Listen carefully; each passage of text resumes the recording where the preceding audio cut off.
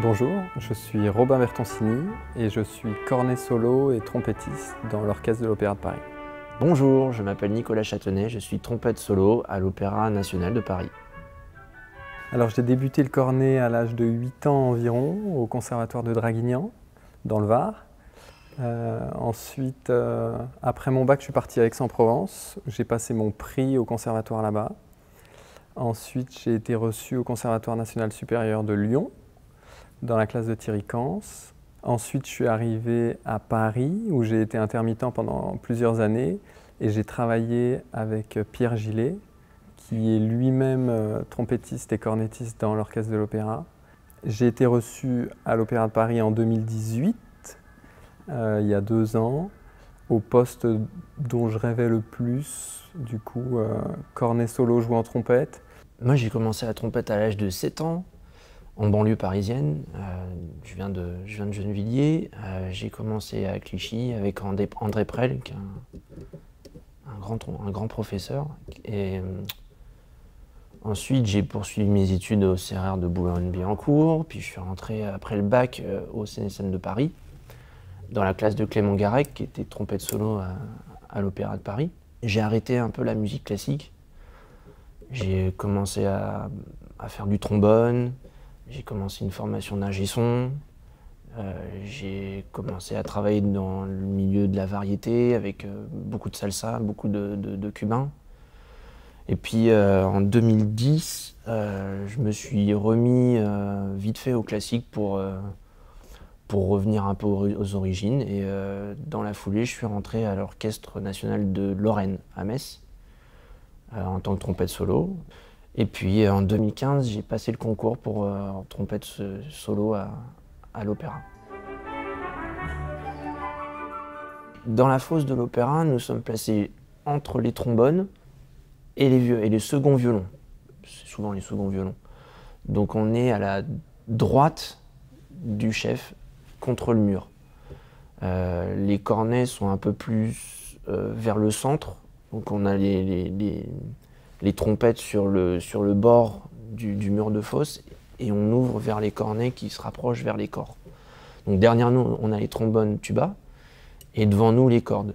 On est dans un endroit du coup qui est très sonore, parce qu'on a les trombones dans le dos, la timbale juste à côté. Nous-mêmes, on produit beaucoup de sons. Donc c'est assez particulier, parfois difficile quand même. Et c'est assez particulier finalement d'être autant du coup à court, c'est-à-dire à la droite du chef, parce qu'on le voit que de profil. Et finalement, je sais que moi, il m'a fallu un petit temps d'adaptation pour lire la battue d'un chef d'orchestre en étant que de côté. Et finalement, on n'a pas tellement les gestes latéraux qu'il peut produire dans sa gestique. Un des avantages de cette position, par contre, c'est vu qu'on est dans la fosse mais pas sous la fosse, on a quand même une vision de la scène. On voit ce qui se passe, on voit les chanteurs, une partie de la mise en scène, des danseurs quand c'est le ballet, et c'est super agréable en fait. Le cornet et la trompette ont 2 sons différents, c'est pour ça qu'on les utilise, les orchestrateurs, les compositeurs les utilisent pour des moments différents. Des fois on joue ensemble, des fois on joue séparés. La trompette est un instrument avec une perce, un tube cylindrique, et le cornet est un instrument avec un tube conique. La différence, c'est que les instruments avec une perce conique vont avoir un son un peu plus rond, un peu plus doux, que les perces cylindriques qui claquent, qui ont un peu plus de timbre, un peu plus d'harmonique. C'est un peu cliché, mais dans l'écriture du 19e, le cornet à piston est souvent utilisé pour des solos, pour donner des couleurs un peu solistes, douces, et on utilise les trompettes pour les moments un peu plus brillants, un peu plus guerriers dans le cliché. Peut-être que le plus simple, finalement, pour entendre la différence de timbre, ce serait de simplement jouer 2-3 notes, une petite gamme au cornet et à la trompette pour qu'on s'aperçoive de la différence.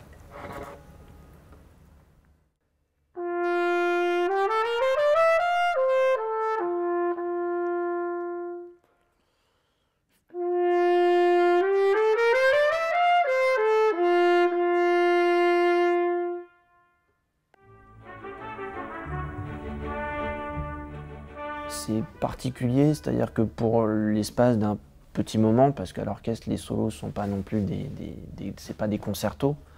Pour l'espace d'un moment, on doit sortir, entre guillemets, du son de la section de cuivre. On joue ensemble pour essayer d'avoir un son ensemble, puis tout d'un coup, il faut prendre la parole, passer au-dessus, essayer d'interpréter ou de donner un peu de soi, tout en restant à notre place, qui est, c'est-à-dire à l'Opéra de Paris, qui est de ne pas prendre le dessus sur le plateau, sur le chanteur. Parfois, c'est vraiment un dialogue avec le chanteur. Je pense qu'on fait preuve de beaucoup d'humilité quand on est dans la fosse parce qu'on est au service du plateau. Et c'est vrai que même quand on a un solo vraiment écrit pour notre instrument, où on est sur un petit tapis de cordes et puis on prend vraiment la parole, on est quand même au service de ce qui se passe au-dessus. Et quand c'est les danseurs, ben c'est des tempi qui sont imposés, par exemple. On ne fait pas exactement ce qu'on veut, évidemment. Et quand c'est avec un chanteur, il faut que, évidemment, ça ait du sens avec ce qu'il chante, lui. Mon souvenir le plus marquant, c'est ma première série à l'opéra. C'était l'opéra Tristan de Wagner avec Philippe Jordan. Et c'était particulier parce que justement, j'ai été impressionné dès la première répétition. On sortait des vacances scolaires. C'est un peu la rentrée des classes et j'ai été impressionné par le niveau global de l'orchestre, l'investissement sur une première répétition et surtout des cordes. Je me rappelle que ça m'a vraiment marqué à ma première répète. Après, c'était assez particulier parce que c'était aussi avec Philippe Jordan qui m'avait recruté quelques mois avant et c'était ma première série avec lui. J'avais invité toute ma famille et qui ne sont pas du tout dans le milieu de la musique. Et pour eux, aller voir un opéra en allemand qui dure plus de 5 heures, c'était un challenge avant de venir. Et en fait, ils ont tous vachement aimé, je crois. Mon premier souvenir vraiment marquant à l'opéra, c'était l'opéra Wozzeck. On avait fait Wozzeck. Grâce au plateau, c'est là que j'ai pris conscience de ce que pouvait être l'opéra par rapport au symphonique ou par rapport à un CD ou par rapport à toutes les autres formes d'expression.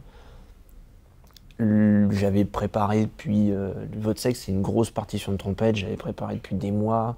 C'était une musique qui me parlait pas du tout, c'était une musique très abstraite. Et puis arrive la première scène orchestre, je l'ai vraiment pris en pleine face.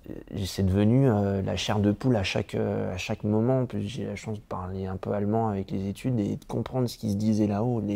Le rapport texte, musique, les ambiances malsaines. C'est vraiment un opéra assez malsain, kafkaïen.